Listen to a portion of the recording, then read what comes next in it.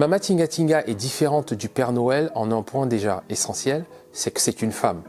Alors que Père Noël, lui, c'est un homme. Et l'idée, en fait, derrière ce personnage féminin, c'est parce qu'en Afrique, l'image de la mère est essentielle, hein, d'où l'expression bien connue de Mama Africa.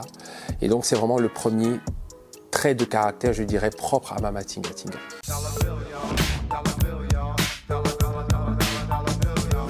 Bonjour, Jules Ziechuang alias Cam l'Enchanteur pour Upendo. Donc je suis Jules Ziechuang, créateur de la Maman Noël d'Afrique qui s'appelle Mama Tinga Tinga, et je suis en fait à la fois son créateur et son griot, et en tant que griot je suis connu sous le nom de Cam l'Enchanteur. Alors le concept de Mama Tinga Tinga revient à mon enfance. Je suis obligé de faire ce rapide flashback.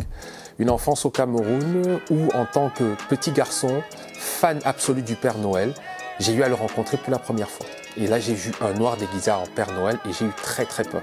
Je pense qu'il y a même beaucoup de vidéos sur les réseaux sociaux où on voit à tel point les enfants africains ont peur de noirs déguisés en Père Noël. Des années plus tard, en Europe, je découvre que dans des régions comme la Lorraine, en France, il y a des personnages différents du Papa Noël Coca-Cola qui ramènent des cadeaux aux enfants. En Lorraine, c'est par exemple Saint-Nicolas, ou en Italie, la Befana. Et c'est de là que me vient l'idée de créer un personnage qui ramènerait des cadeaux aux enfants en Afrique et qui serait pour le coup adapté au contexte de ces enfants.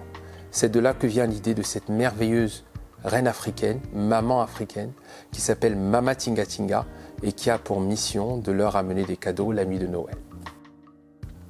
Mama Tinga Tinga est différente du Père Noël en un point déjà essentiel, c'est que c'est une femme.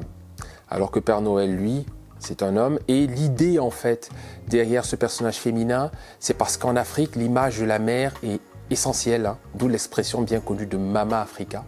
Et donc, c'est vraiment le premier trait de caractère, je dirais, propre à Mama Tinga Tinga. En plus, aussi, il y a une autre différence clé, c'est que Père Noël, pour l'accueillir, il faut préparer un sapin, puisqu'il dépose ses cadeaux au pied d'un sapin. Alors qu'avec Mama Tinga Tinga, il faut préparer une calebasse, hein, calebasse africaine. Et c'est dans la calebasse que Mama Tinga Tinga va mettre ses cadeaux. Donc ce sont les principales différences. Mama Tinga Tinga apporte essentiellement des bonbons. Et des bonbons au chocolat, tout simplement parce que le plus grand producteur de chocolat au monde, hein, de cacao, c'est la Côte d'Ivoire. Donc c'est sa spécialité. Mais elle apporte aussi des cadeaux, des jouets. Sa spécialité reste néanmoins les bonbons.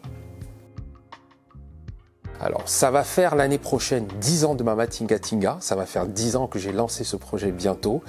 Et j'ai eu de nombreux échos, tous positifs, qu'ils soient en Afrique ou au-delà, hein.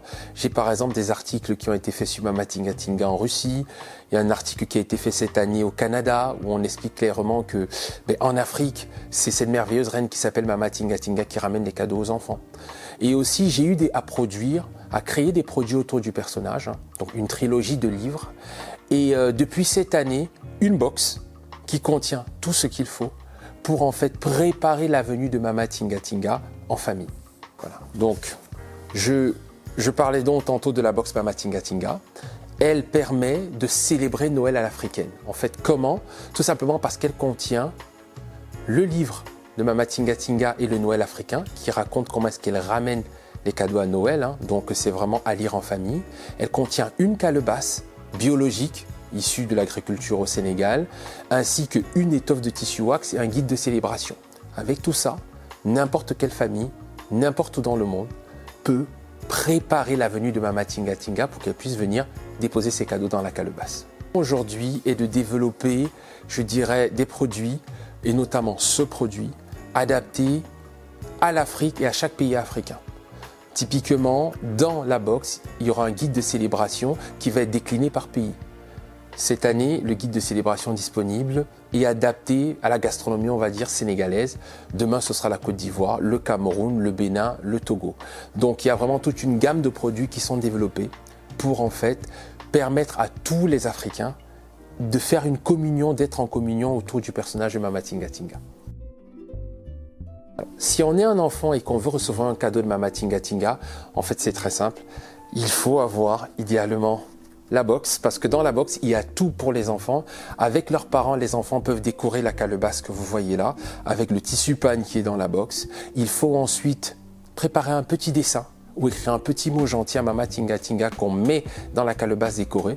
Et puis, comme pour le Père Noël, la nuit du 24 au 25, si on a été sage bien sûr, Mama Tinga Tinga passe et va récupérer les petits présents que les enfants ont mis dans la calebasse décorée et va déposer les cadeaux. Voilà comment on fait. Mama Tinga Tinga est venue au monde, je dirais, en 2013 au travers d'une trilogie livresque, donc 3 livres illustrés. Le premier qui s'appelle Mama Tinga Tinga et le Noël africain est contenu dans la box Mama Tinga Tinga. Et puis il y en a eu 2 autres, Mama Tinga Tinga et les anniversaires. C'est assez drôle parce que l'idée de ce second livre m'est venue d'une petite fille dont je faisais la dédicace et qui m'a simplement demandé « Mais qu'est-ce qu'elle fait le reste de l'année, la maman Noël d'Afrique ?» Donc ce second livre, Mama Tinga Tinga et les anniversaires africains, répond à la question « Que fait Mama Tinga Tinga le reste de l'année ?» Enfin, le dernier volet de la trilogie qui vient clôturer donc cette trilogie livresque est Mama Tinga Tinga et le royaume africain, qui répond à une autre question que j'ai eu beaucoup des enfants, qui était de savoir est-ce qu'elle vit au pôle Nord? Et si elle ne vit pas au pôle Nord, où est-ce qu'elle vit? Voilà donc les 3 livres qui sont dès à présent, je dirais, disponibles pour quiconque veut découvrir Mama Tinga Tinga et son univers merveilleux. Alors, j'ai de nombreuses ambitions pour le personnage de Mama Tinga Tinga. Un premier volet de ces ambitions va être de développer son univers. Parce que Mama Tinga Tinga est accompagné d'autres personnages. On peut le découvrir dans le second volet de sa trilogie avec Kakou, qui est en fait une sorte de remix de Kakou l'araignée, personnage très connu des contes ivoiriens, et qui l'accompagne pour la distribution de ses pochons de bonbons pendant les anniversaires des enfants. C'est un exemple. Et aussi, j'ai pour objectif de développer le personnage à l'international parce que Mama Tinga Tinga, c'est la reine des enfants d'Afrique. Et quelque part, l'Afrique, c'est le berceau de l'humanité. Donc, tous les enfants du monde peuvent célébrer Noël différemment en se préparant à accueillir Mama Tinga Tinga chez eux la nuit de Noël, avec Père Noël ou à la place de Père Noël. L'idée, c'est de dialoguer et de proposer, je dirais, une réinvention positive et universelle de Noël. C'est ça l'idée.